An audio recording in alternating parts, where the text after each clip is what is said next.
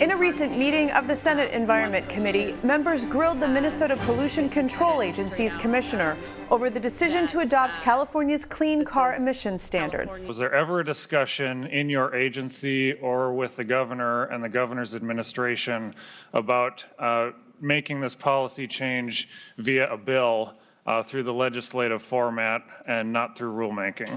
And it's going to actually harm the reputation of the PCA. We have, over time, many people see the PCA as a bludgeon with a sharp poker going after people for no particularly good reason. And that's where they've come from. And so with good commissioners like you and others, they've tried to get to a more collaborative thing. This isn't.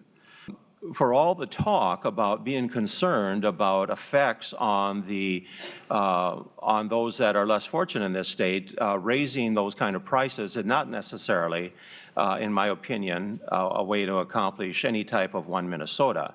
At that point, you become one privileged Minnesota. You know, the first two challenges of environment and health, I don't see how this proposal is a serious look at addressing those challenges of taking down mortality rates, of really finding environmental change for the climate of Minnesota. I look at your timeline here, and it seems like it's a very strict timeline. We had 2 months to do this, and then we're going to make sure we have hearings before we get out of session. And I'm just wondering, so with all the public comments and all the comments here today, is there anything that slows you down?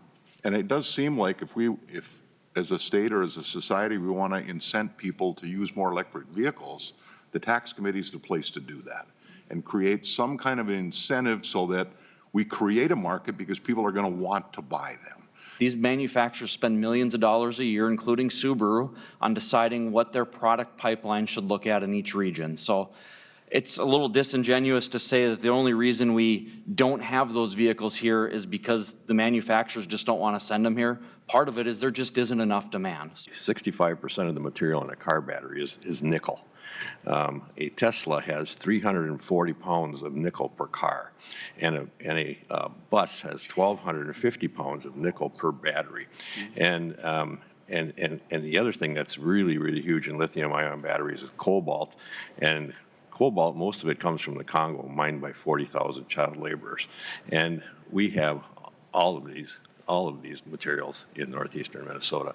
Joining me now in the studio to offer his perspective on whether Minnesota should align its car emission standards with those of California is Senator Justin Eichhorn. Thank you for being here. Thanks for having me. I always appreciate it.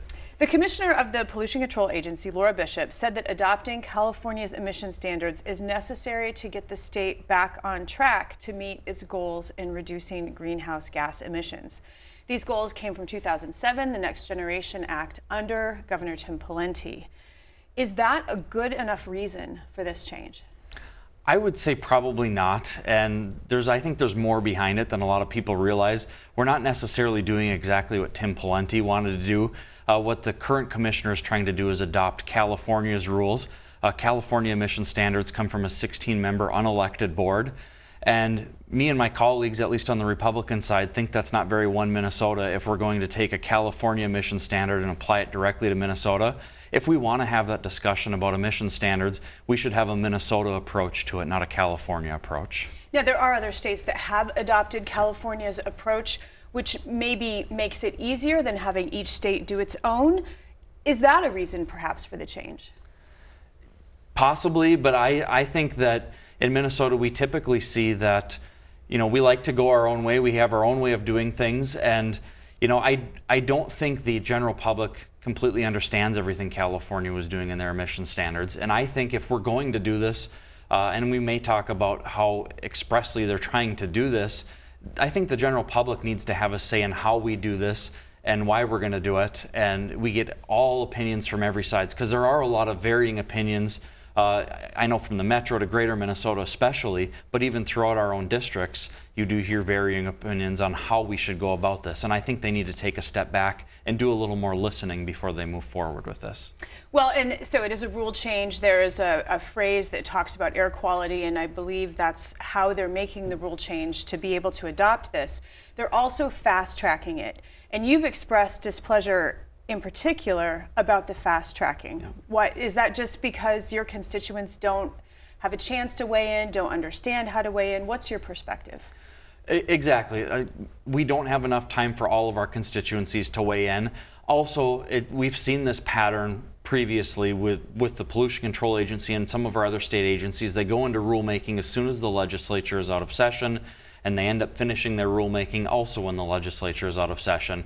We do give these agencies rulemaking authority, but I think it takes away the legislature in the process. I think we need to kind of take a step back and find a way for the legislature to be involved again. Still let these agencies have their rulemaking authority, but I would love to see where we get to the point where maybe these rules come before the legislature for an up or down vote.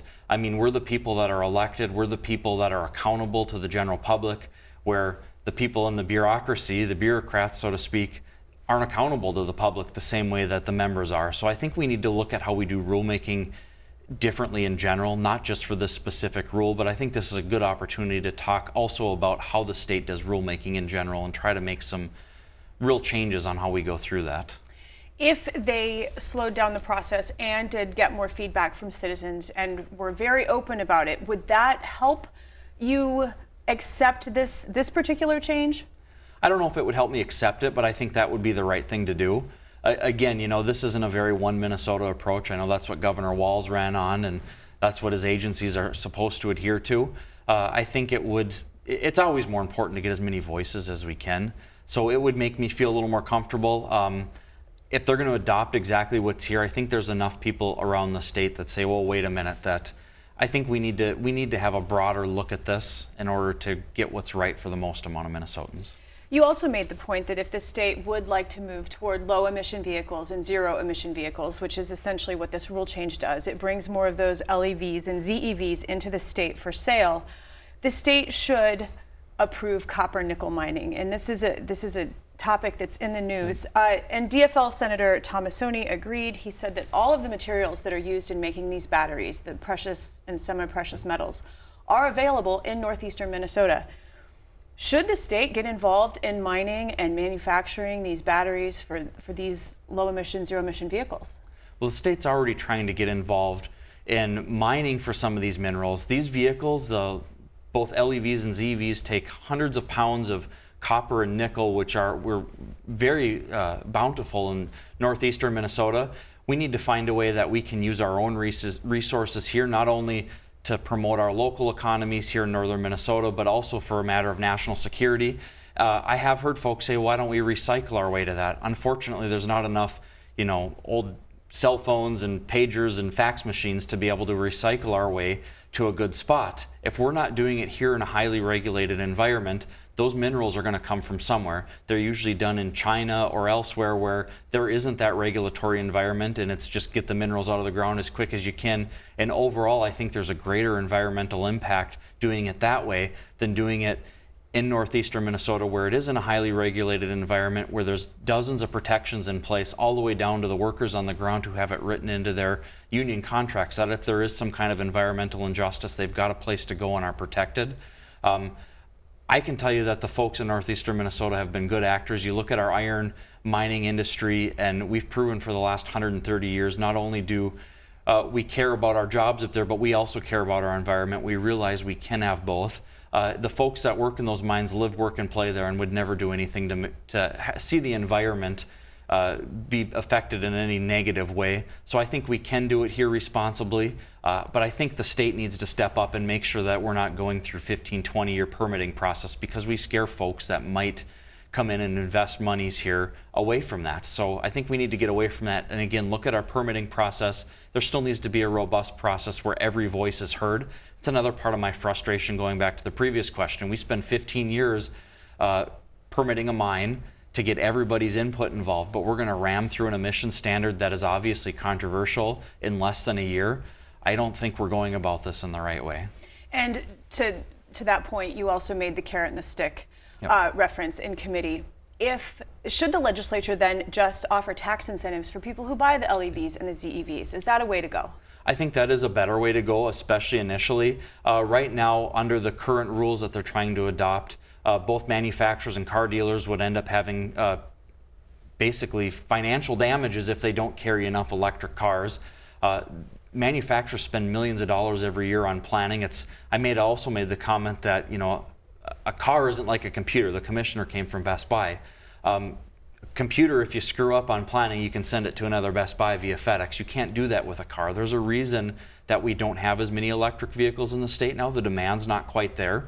But if there was a robust incentive program, you might see some more electric cars come into the state. Those opportunities would be there. You would see Tesla and GM and some of the other ones that are now entering the market take a harder look at Minnesota without having to have a punitive type thing. And you might see more people in greater Minnesota try to access those incentives as well if the state did that. I think that's an area they should be going. Again, if they take a step back and work with the legislature, I think the legislature would be more open to looking at that kind of approach, and we could probably pass something along those lines this year if we were to step back and take the carrot approach instead of the stick approach.